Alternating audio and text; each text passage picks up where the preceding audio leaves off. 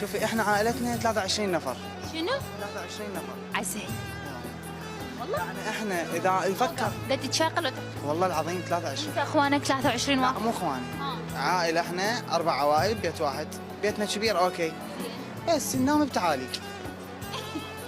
صايره يعني ماكو مكان تنام به. كلها هذه الخصوصيه ببيتنا.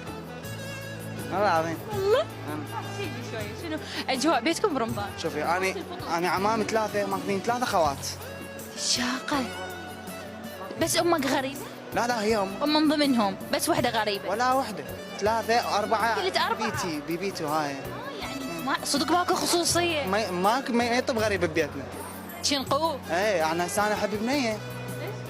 لو اطلع لان يجوز افكارها عندهم غلط، عندها صح عندهم غلط، ما يصير يعني كلام غريب. يرمنها.